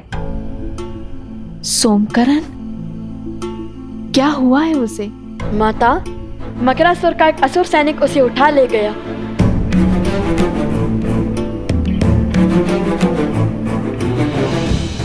उसकी सहायता करना हमारा दायित्व है। चलो उसकी मदद करते हैं। उसकी कोई आवश्यकता नहीं है। मेरा मतलब है कि ऋषि असुरी ने पहले मंदिर बनाने और फिर भोर की पहली किरण के साथ सोमकरण को खोजने का आदेश दिया है, जिससे धर्म की शक्ति बढ़ेगी और अधर्म दुर्बल होगा। उचित कहा ना ऋषिवर?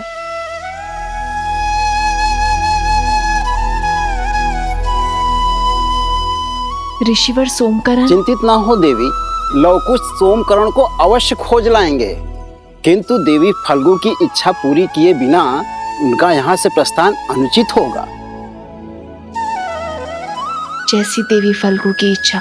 आप विश्वास रखिए माता, कल भोर तक आपका मंदिर भी बन जाएगा और हम सोमकरण को लाने के लिए निकल चुके होंगे। कुछ नहीं होने देंगे हम सोमकरण को।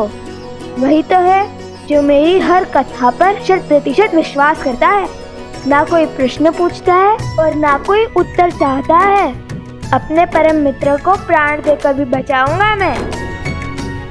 अब मंदिर निर्माण करते हैं, तो ये कथा भी तो सोमकरण को सुनानी होगी ना।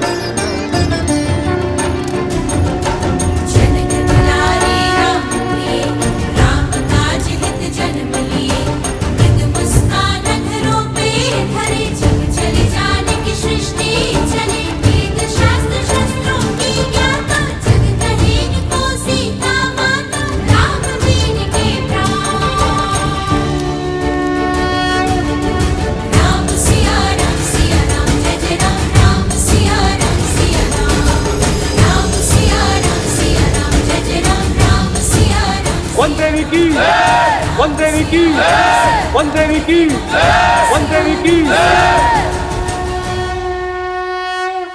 ऋषिवर, हमने वन देवी का तो आभार प्रकट कर दिया है, अब बारी उनके पुत्रों को धन्यवाद देने की है।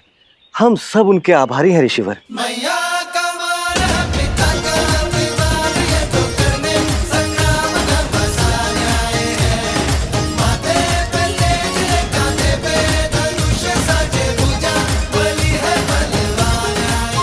देख रहे हो भैया, पहले तुनीर, अब ये सीता मंदिर।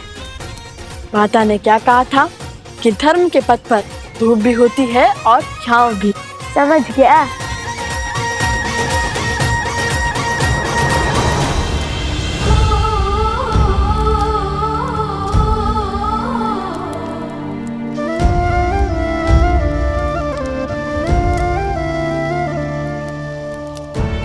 जितनी अधूरी ये सीता आपके बिना है, उतना ही अधूरा ये मंदिर आपके बिना है श्री राम।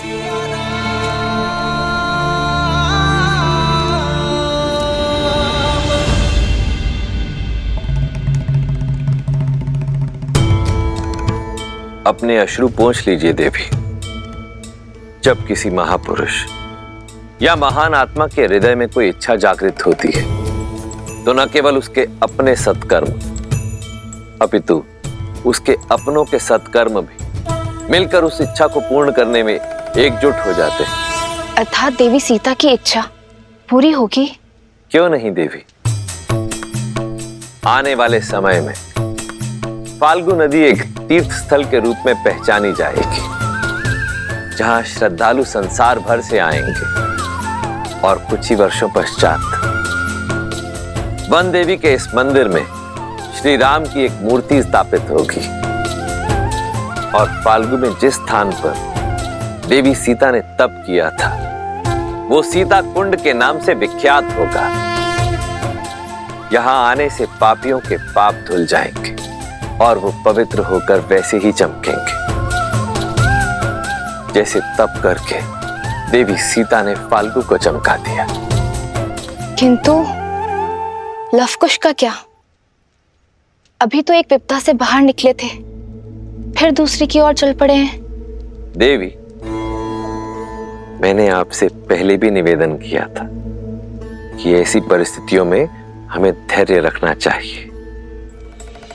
रही बात सिया राम के पुत्रों की रक्षा की, तो उनकी रक्षा हेतु पहले स्वयं राजा जनक पधारे थे। अब देखते हैं कि ये कथा कौन सा नया मोड़ लेती है।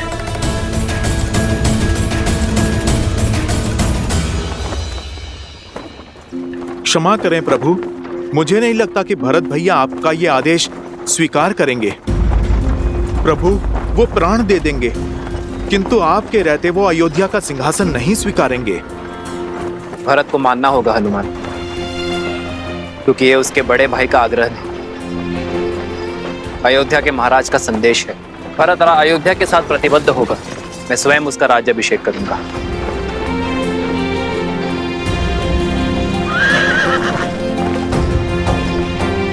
रथ क्यों रोका सारथी?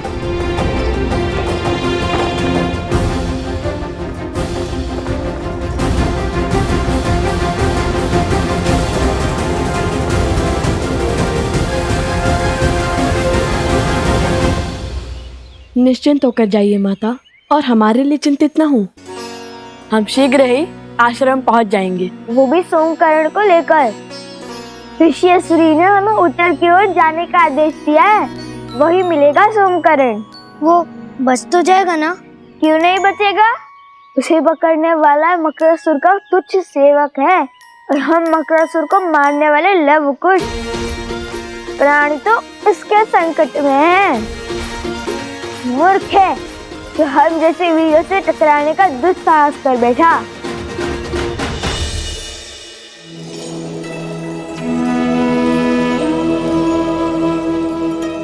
अपना ख्याल रखना। जी माता।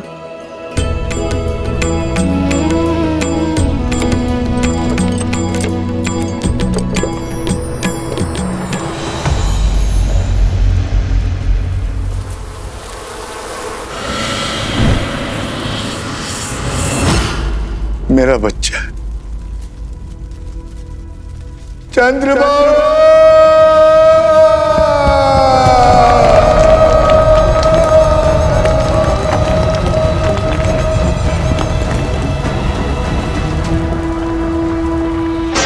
चंद्रबाबू, चंद्रबाबू, मेरे पुत्र।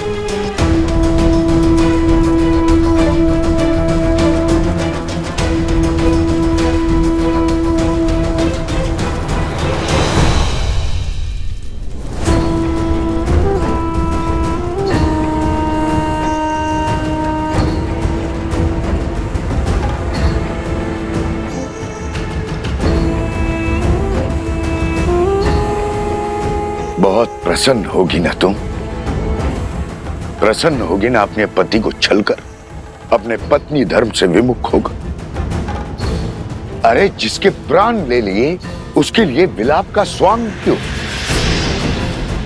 तुमने मारा है मेरे पुत्र को, तुमने। हाँ हाँ हाँ, मैंने मारा है उन्हें, मैं हूं दोषी। मैंने ही उन्हें आंख बंद करके अपने पिता का अनुसरण करने दिया, कभी उन्हें धर्म का मूल्य नहीं समझाया, न्याय और सत्य का दर्पण नहीं दिखाया। हाँ, मैंने मारा है उन्हें। बस, जिस अधर्म की तुम दुहाई दे रही हो, देखती जाओ कैसे मेरे पुत्र की बलि धर्म और अधर्म के इस युद्ध में राक्षसों की ओर से अंतिम बलिदान होगी। मूर्ख मत बनिए, अपमान नहीं कर रही हूँ, आपको सत्य बता रही हूँ। आप चाहे कुछ भी कर लें, आपका पुत्र वापस लौट के नहीं आने वाला और उनकी आत्मा को आपके झूठे धर्म की हार, धर्म की जीत से कोई अंतर नहीं पड़ता।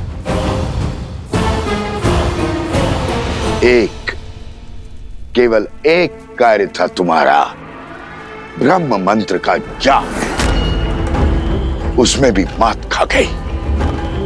इतनी सरलता से शत्रु के बहकावे में आ गई, अपना धर्म भूल उनके धर्म का गुणगान करने लगी। जो स्वयं शस्त्र नहीं उठा पाते वो सदा नारी को अपनी ढाल बनाते हैं। लोक अपवाद और शंका से नारी का चरित्र मलिन करते हैं।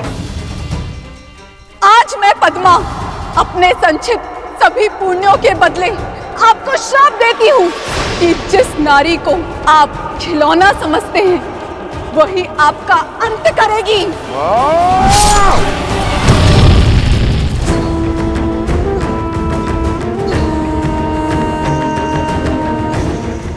जिस नारी को आप खिलौना समझते हैं वही आपका अंत करेगी।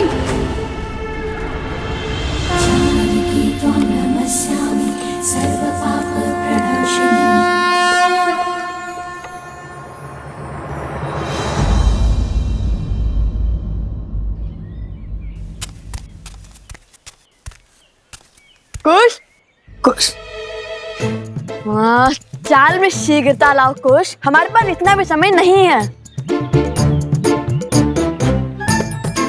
भैया वो देखिए आम। काम के बारे में सोचो कुछ, काम के बारे में सोचो। सोम किस अवस्था में होगा, भूखा होगा, उसे पीड़ा में छोड़ हम भोजन कैसे कर सकते हैं? चलो चलो।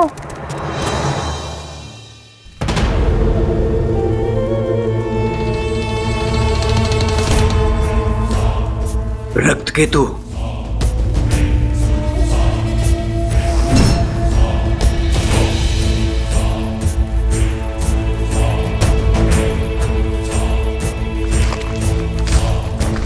मत मारो मुझे, छोड़ दो।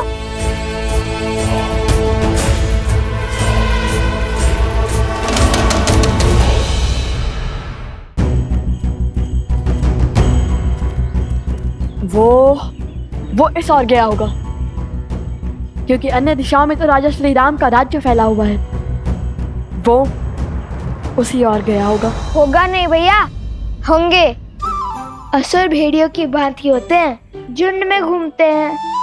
फल में तो था ही, आपके साथ रहकर बुद्धि में भी निपुण हो गया हूँ मैं।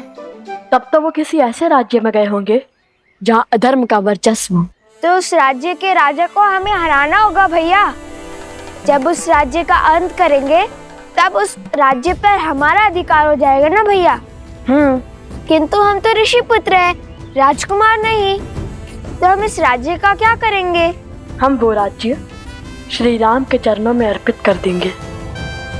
चलो शीघ्र चलते हैं। ये तो अति उत्तम विचार है भैया, किंतु अब तक तो कोई संकेत नहीं मिला। भैया, ये तो सोमकरण का कुंडल है।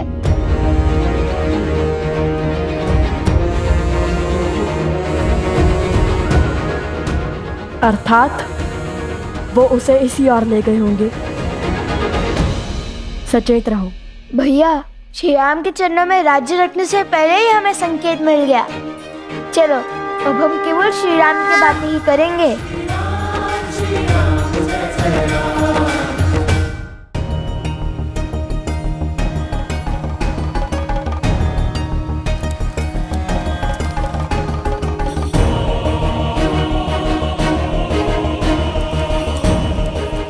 महाराज की जय हो।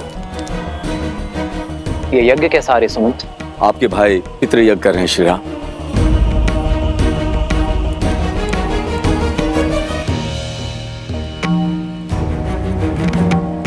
अकस्मात ये पितृ यज्ञ क्यों?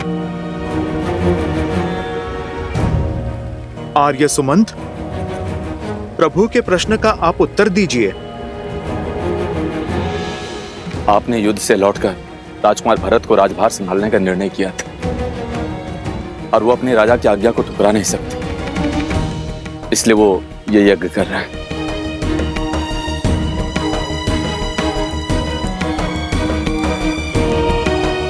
पितृ यज्ञ से प्रभु का राजकाज छोड़ने का क्या अर्थ है?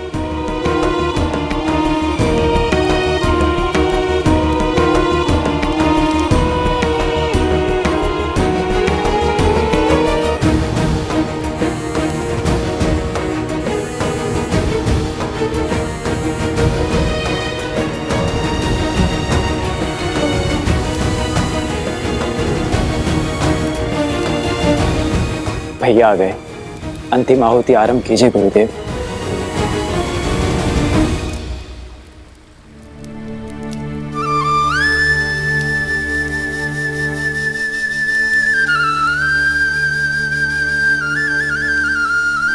भरत के इस निर्णय का मुझसे क्या संबंध?